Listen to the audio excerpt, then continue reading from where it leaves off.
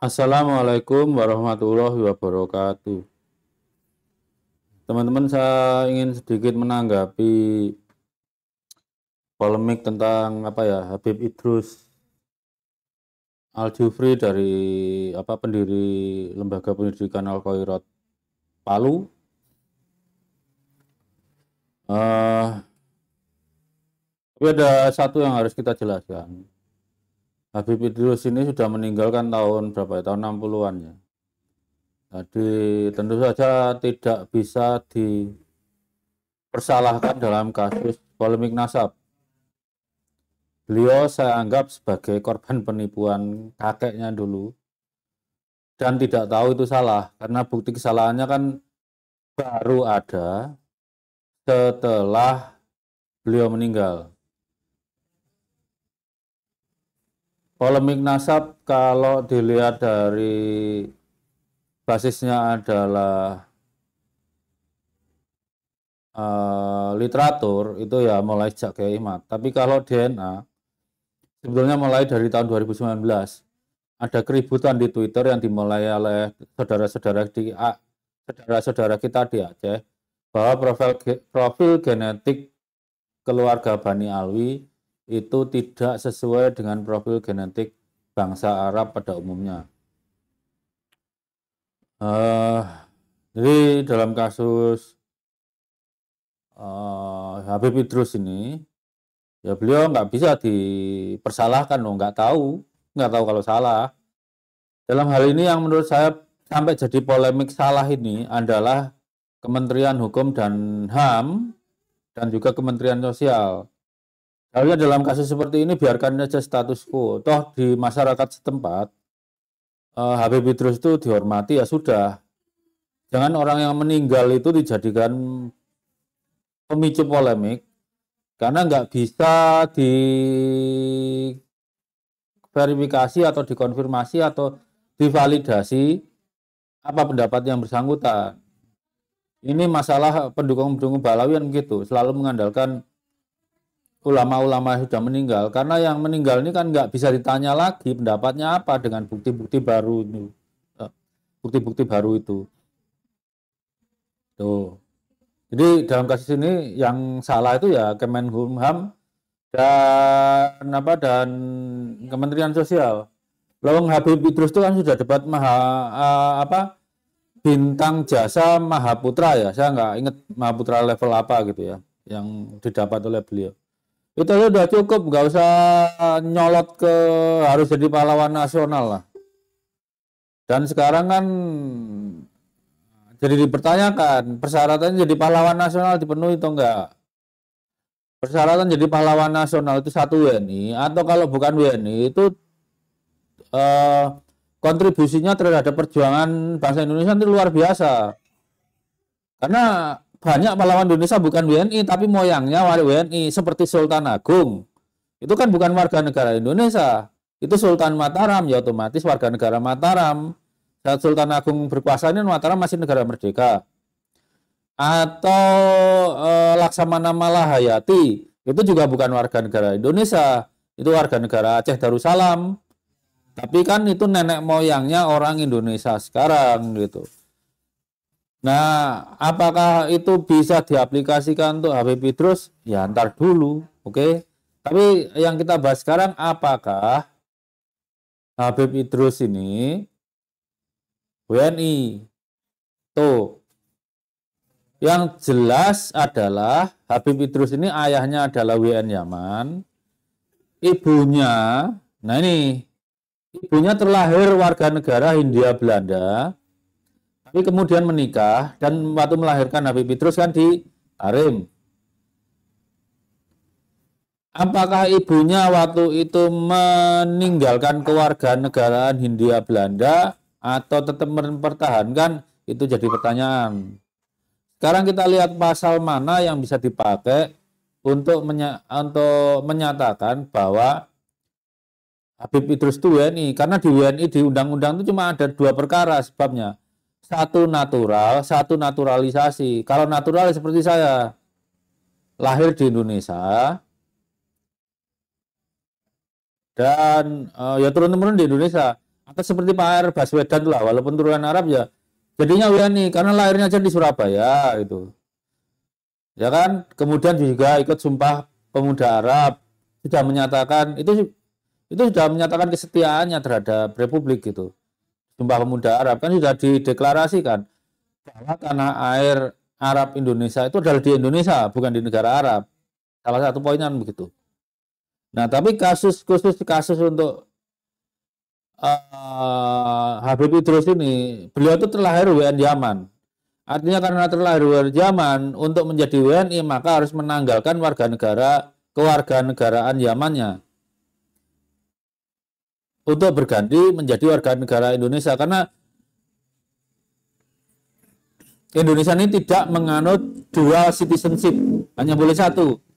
Kecualian diberikan kepada anak-anak yang dilahirkan pasangan beda negara, itu pun dibatasi umurnya sampai 18 tahun.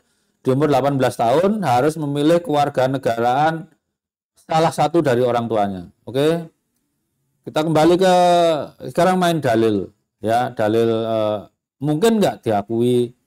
Seperti saya tadi bilang bahwa kewarganegaraan itu hanya bisa didapat oleh proses natural karena sudah bergenerasi itu di Indonesia, ini lahir di Indonesia. Terus kedua adalah proses naturalisasi, pengajuan atau pendaftaran kewarganegaraan yang dilakukan secara aktif. Sekarang kita tahu faktanya bahwa Habib Idrus itu datang ke Indonesia sebagai WNI Yaman. Untuk menjadi WNI, maka WNI Yamannya harus ditanggalkan dan itu secara administratif harus tertib gitu. Ada bukti-bukti hukumnya.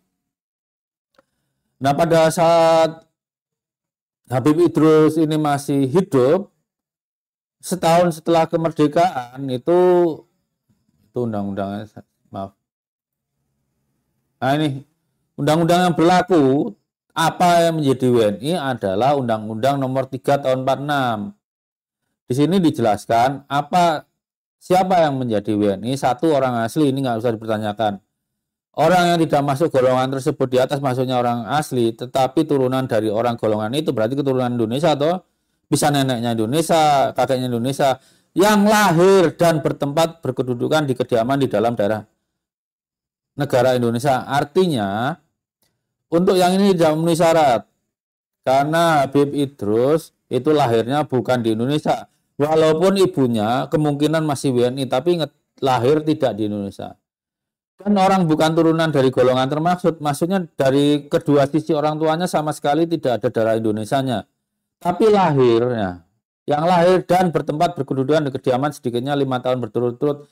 Artinya yang bersangkutan itu lahir di Indonesia, walaupun sempat keluar, kemudian balik Indonesia, tinggal 5 tahun berturut-turut, oke, boleh jadi WNI.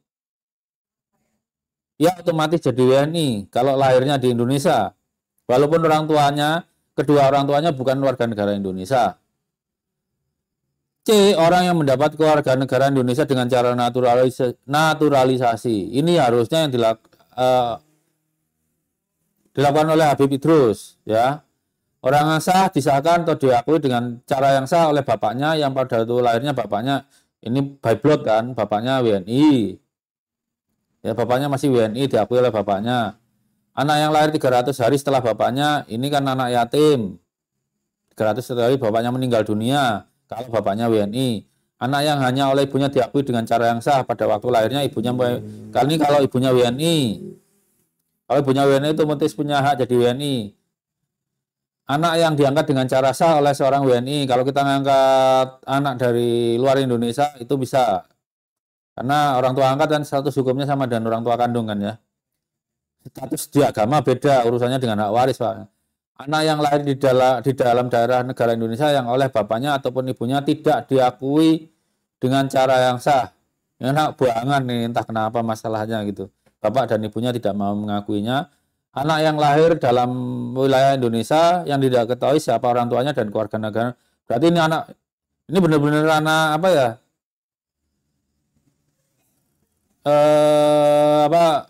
Kalau putra peteng ini. Jadi anak yang betul-betul nggak diketahui. Kalau yang poin H adalah orang tuanya diketahui tapi nggak mau mengakui gitu kan. Jadi yang mungkin dari Habib Idrus adalah orang yang mendapat kewarganegaraan negara Indonesia dengan cara naturalisasi. Persoalannya adalah ya, naturalisasi itu di pasal 5 diatur. Kewarganegaraan negara Indonesia dengan cara naturalisasi dapat diperoleh dengan berlakunya UU yang memberikan naturalisasi. Ini syaratnya minimal umur 21 atau telah menikah, tinggal di Indonesia minimal 5 tahun, berturut-turut yang paling akhir dan cakap berbahasa Indonesia.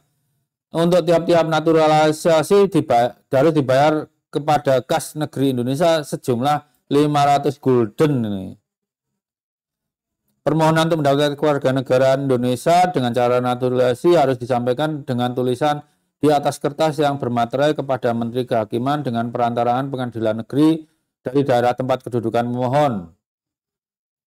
Bersama dengan permohonan untuk naturalisasi, pemohon harus menyampaikan atau bersanggup akan memberikan bukti-bukti dari hal kelahiran dan kelahiran anak. Berarti ini ABC ini berkaitan dengan keluarga yang dibawa, ya. Kecuali gini khusus jika pemohon itu dari orang dari negeri asing, bahwa undang-undang negeri asing itu tidak menjadi halangan bagi naturalisasi tersebut. Ini catatannya berarti undang-undang Yaman apakah menghalangi Habib Idrus kalau dia mengajukan permohonan naturalisasi.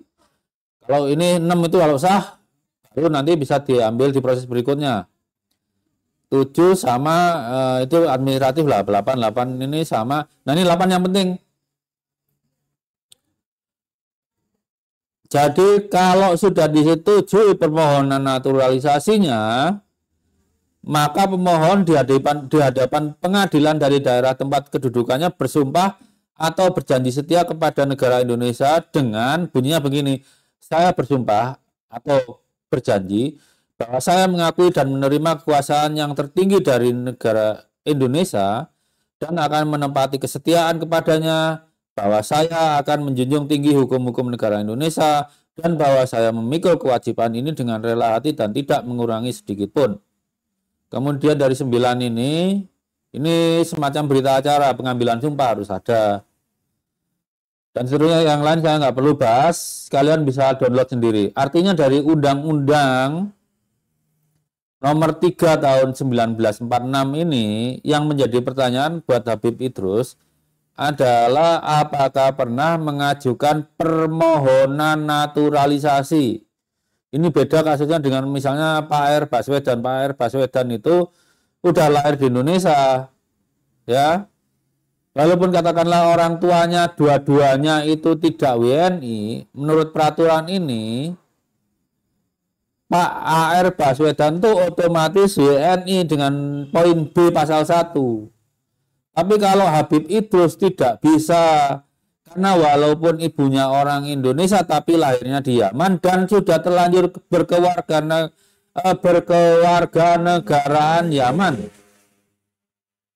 Artinya untuk menjadi WNI,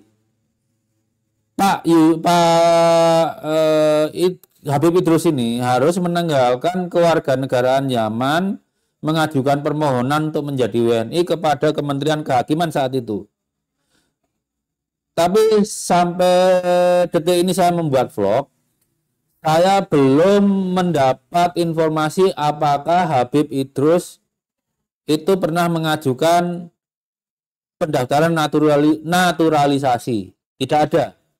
Artinya setelah Undang-Undang nomor 3 1946 ini diundangkan, status Habib Idrus adalah warga negara Yaman karena nggak ada proses administratif untuk menanggalkan kewarganegaraan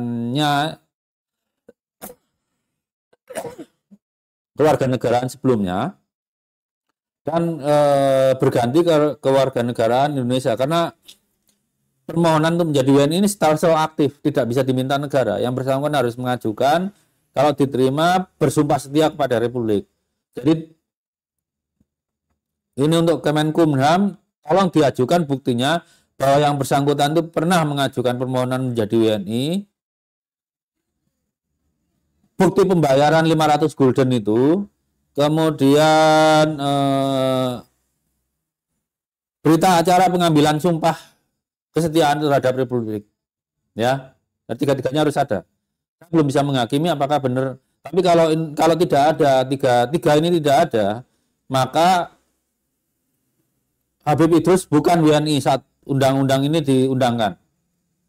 Kemudian tahun 58 ada revisi undang-undang tentang WNI. Itu, nah teman-teman. Ini 2006. Ini yang 58.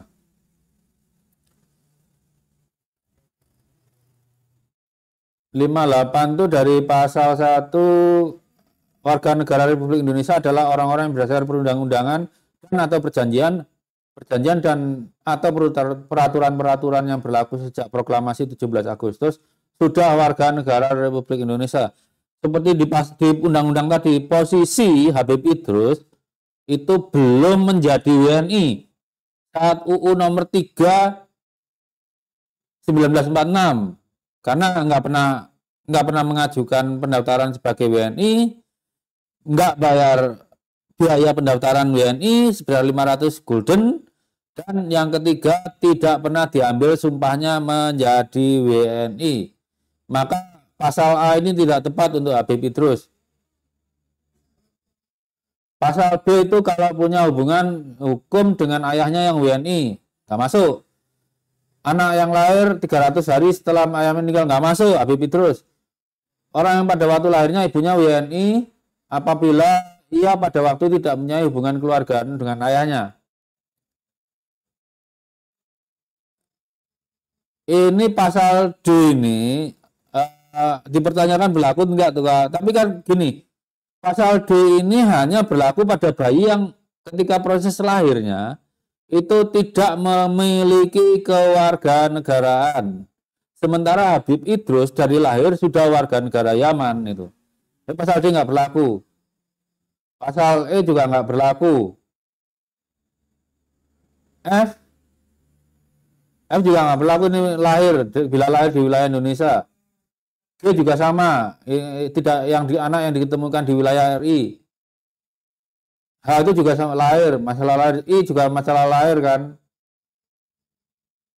C orang memperoleh kewarganegaraan Republik Indonesia menurut aturan undang-undang ini. Ya. Berarti kalau ini sama bahasanya aja, J itu naturalisasi harusnya.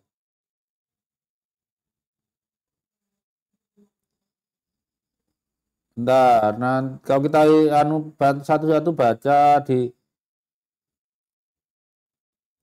pasal 4 itu orang asing yang lahir di Indonesia bisa mengajukan, ingat ya, pasal 4 saja, pasal 4 Undang-Undang tahun 58, orang asing yang lahir dan bertempat tinggal di Indonesia untuk menjadi WNI, padahal udah lahir di Indonesia loh ya.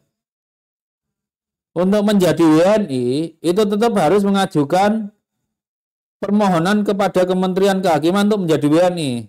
Ini lebih strict dari tadi pasal Undang-Undang nomor 3 1948. Karena di Undang-Undang nomor 3 tadi, kalau 1948 ya, ini, maka yang lahir di Indonesia, walaupun kedua orang tuanya WNA, itu otomatis menjadi WNI. Kalau pasal Undang-Undang nomor 348 itu.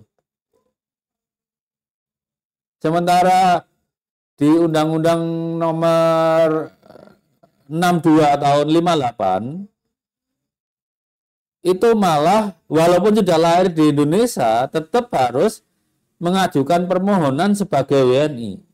Nah, dua undang-undang ini kan berlaku di zaman Habib Idrus ya. Habib Idrus dengan dua undang-undang ini tidak melakukan pengajuan ke warganegaraan Indonesia ke Kementerian Kehakiman. Setidaknya sampai saya tulis ini saya belum pernah baca buktinya. Ya. Yang bisa berlaku adalah pasal 5 ini ya. Untuk Habib Idrus. Kewarganegaraan Republik Indonesia karena pewarganegaraan diperoleh dengan berlakunya keputusan Menteri Kehakiman yang memberikan pewarganegaraan. Itu baru Habib Idrus bisa. Ini nggak banyak beda dengan itu, cuma ya nilai uangnya diatur dengan rupiah lah ya. Dan satu ada syarat harus bekerja loh jadi WNI, mempunyai mata pencaharian yang tetap gitu.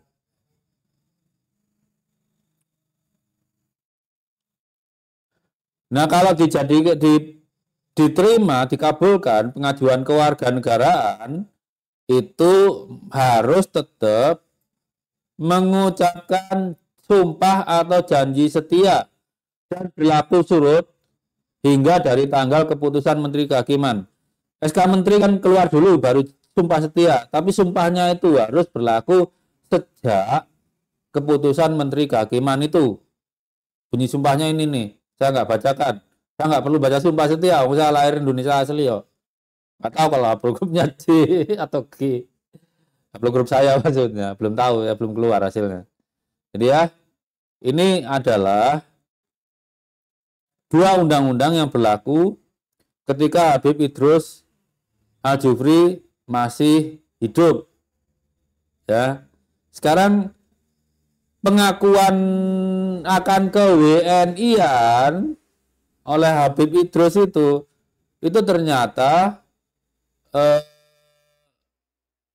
tahun 2024 teman-teman, oke? Tahun 2024. Nah, jadi Habib Idrus itu diakui sebagai WNI itu pada tanggal 18 Juli 2024. Ini presiden pertama pengakuan terhadap WNI dari dua undang-undang tadi ya. Dua undang-undang tadi nomor 3 tahun 46 dan nomor 62 tahun 58. WNI itu hanya bisa diperoleh dengan cara natural kalau orang Indonesia. Kalau undang-undang nomor 3 ya, lahir di Indonesia itu bisa, walaupun orang tuanya itu WNA dua-duanya, tapi kalau lahir di Indonesia itu otomatis jadi WNI. Itu berlaku sebelum tahun 58. Tahun 58 diubah lagi. Kalau kedua-duanya WNA, orang tuanya, si anak tetap harus mengajukan permohonan menjadi WNI. Dalam kedua undang-undang, semua permohonan yang diterima menjadi WNI harus disumpah untuk setia kepada Republik. Jadi seperti saya ulang tadi, Habib Idrus tidak pernah mengajukan permohonan menjadi WNI, tidak membayar biaya permohonan jadi WNI, tidak mengucapkan sumpah setia terhadap Republik. Ya, artinya dari sampai Undang 58 itu berlaku terakhir kan tahun 2006, karena 2006 ada undang-undang baru, ya. Itu Habib Idrus tidak pernah bersumpah setia kepada Republik. Sumpah itu harus ucapan verbal, nggak bisa dalam hati, karena kita berlaku baik, terus dianggap otomatis. Beda dengan Pak R. Baswedan, sumpahnya kan udah Sumpah Pemuda Arab itu. Dan beliau terlahir di Indonesia. Jadi di Undang-Undang nomor 346 ya tadi, sorry berkali-kali keliru 48, 46, itu seperti Pak R. Baswedan itu otomatis menjadi WNI, karena lahirnya itu di Indonesia. Nah ini karena 24, ini pertanyaan bagi Kemenkumham, itu menyatakan WNI Habib Idrus itu berdasarkan Undang-Undang nomor berapa? So kalau karena dari pasal Undang-Undang nomor 346 dan Undang-Undang nomor 62 tahun 58, Habib Idrus itu tidak WNI. Artinya tidak menanggalkan kewarganegaraan sebelumnya Yaman, berubah menjadi WNI melalui proses legal yang resmi dan memadai gitu ya. Membuat permohonan, membayar biaya permohonan, mengucapkan sumpah setia kepada Republik. Itu tidak dilakukan oleh Habib Idrus. Sekarang kita lihat, karena ini saya besarkan ini.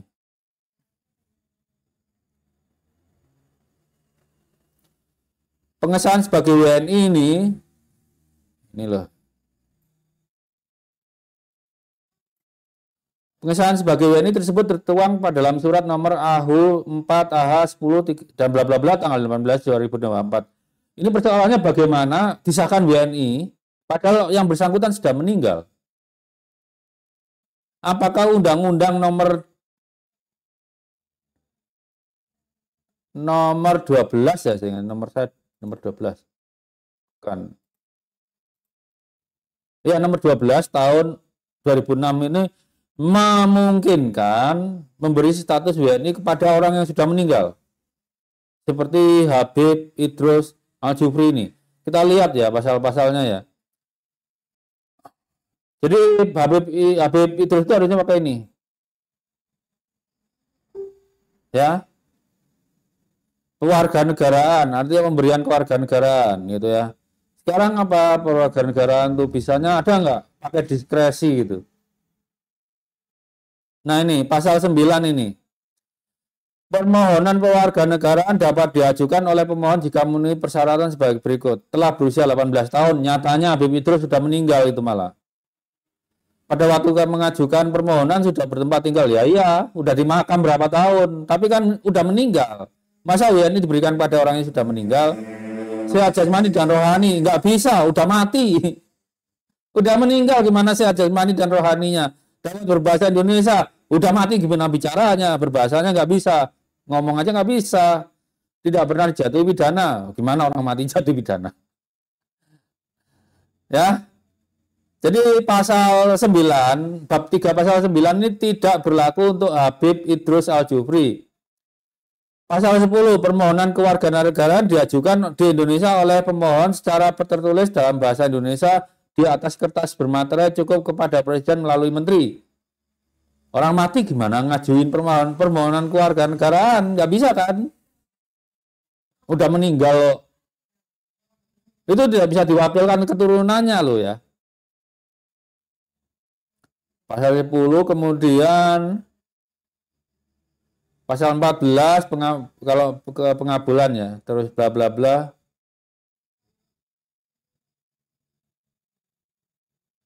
Paling lambat 3 bulan terhitung sejak, misal ini ya, paling lambat 3 bulan terhitung sejak keputusan Presiden dikirim kepada pemohon, pejabat memanggil pemohon untuk menjawab sumpah atau menyajikan janji setia. Oh, sudah mati, gimana mau disuruh berjanji atau bersumpah setia? Hah? Jadi 3 undang-undang ini tidak memberi peluang kepada Kemkumham untuk memberi status WNI. Pengakuan atas status WNI Habib Idrus Al-Jufri ini itu berdasarkan undang-undang nomor berapa? Kan ini 2024. Kalau melihat kronologinya maka harusnya menggunakan undang-undang nomor 12 tahun 2006. Nyatanya poin-poinnya tidak bisa dipenuhi. Karena apa? Yang diberi kewarganegaraan itu satu, WN Yaman tidak pernah menanggalkan kewarganegaraan Yaman. Pada saat Undang-Undang nomor 3 tahun 46 itu juga tidak sebagai WNI, tetap masih WN Yaman. Menurut Undang-Undang 58 juga tetap bukan WNI, masih WN Yaman karena tidak pernah melakukan permohonan perubahan kewarganegaraan dari WNI dan sampai meninggal. UU nomor 12 tahun 2006 itu Habib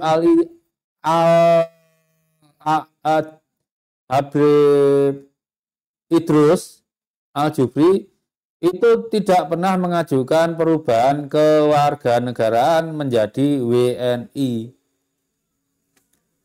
Jadi dasar hukum pengakuan oleh Kemkumham bahwa Habib Idrus WNI itu ada dasar apa?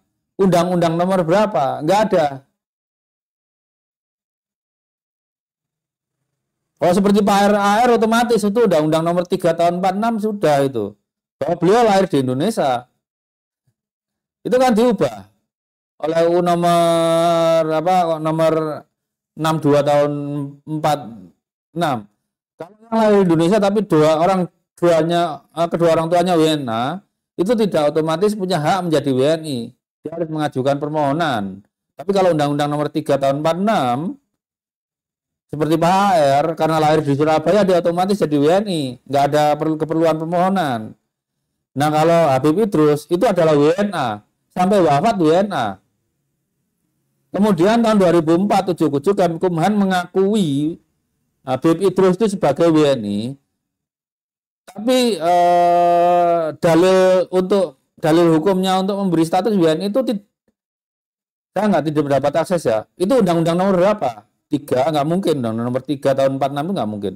Undang-undang nomor 5 tahun 58 juga nggak mungkin. Apalagi undang-undang nomor 12 tahun 2006. WNI itu bisa diberikan hanya pada orang yang hidup. Yang sudah mati nggak bisa diwati. Walaupun mati di Indonesia, dimakamkan di Indonesia, ya sudah. Yang orang sudah mati itu nggak bisa dibilang warga negara karena nggak bisa menjalankan kewajibannya bayar pajak dan bela negara. Ya, ternyata sudah 30 menit lebih teman-teman ya. Saya rasa saya cukupkan sampai di sini.